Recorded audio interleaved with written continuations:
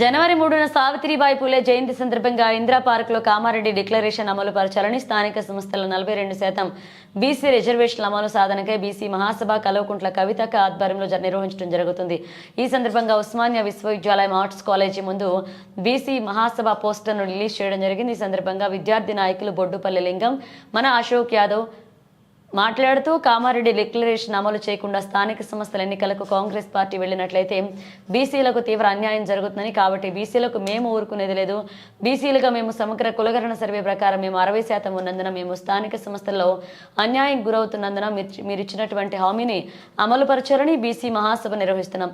ఇక తెలంగాణలో కాంగ్రెస్ పార్టీ ప్రకటించిన కామారెడ్డి బీసీ డిక్లరేషన్ అమలు పరచలేని పక్షంలో బీసీ మహాసభ ద్వారా జాగృతమై కాంగ్రెస్ పార్టీపై బీసీలందరం ఏకమై బీసీల యుద్ధం ప్రకటిస్తామన్నారు.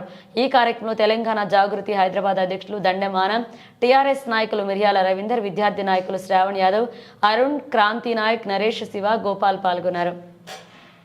ఈ దేశంలో మహిళలకు విద్య ఎంత అవసరమో చెప్పినటువంటి సావిత్రిబాయి పూలే గారి జయంతి 3వ తారీఖున్నది. ఆ జయంతిని పురస్కరించుకొని మరి కవితక్క గారి ఆధ్వర్యంలో ఇందిరా పార్క్ దగ్గర మరి పెద్ద సభను ఏర్పాటు చేయడం జరిగింది. ఈ సభ యొక్క ఉద్దేశం ఏంటంటే, ఎలక్షన్లకు ముందు మరి కాంగ్రెస్ పార్టీ కామారెడ్డి డిక్లరేషన్ చేసింది. ఆ డిక్లరేషన్ ప్రకారం 42% రిజర్వేషన్ ను బీసీలకు స్థానిక సంస్థల్లో ఇంప్లిమెంట్ చేస్తామని చెప్పడం జరిగింది. అందులో భాగంగా కులగణన చేసిర్రు. కానీ కులగణన జరిగినాక కూడా మాకు కాంగ్రెస్ పార్టీ మీద నమ్మకం లేదు. వాళ్ళు ఈ 42% రిజర్వేషన్ ని ఇంప్లిమెంట్ చేయకుండా ఎలక్షన్లకు పోవాలని చెప్పి వాళ్ళు ప్రయత్నం చేస్తా ఉన్నారు. ఈ ప్రయత్నాన్ని అడ్డుకుంటానికే మేము ఇందిరా పార్క్ దగ్గర కాంగ్రెస్ పార్టీకి వ్యతిరేకంగా మరి కవితక్క గారి ఆధ్వర్యంలో పెద్ద సభను నిర్వహించడం జరుగుతుంది. ఒకవేళ మీరు గనక 42% రిజర్వేషన్ ఇంప్లిమెంట్ చేయకుండా పోతే మాత్రం మేము తెలంగాణలో ఉన్నటువంటి అందరు బీసీలను, బీసీ సంఘాలను ఐక్యం చేసి మరి కాంగ్రెస్ పార్టీ మీద జంగు సైరన్ ను ప్రారంభించి ఓటమికి మేము కృషి చేస్తామని చెప్పి చెప్తా ఉన్నాం. అదే విధంగా మేము బీసీలుగా మేము 60% పైనే ఉన్నాం. ఈ 60% పైన ఉన్న మాకు 42% రిజర్వేషన్ ఇస్తామని వాళ్ళు చెప్తున్నారు.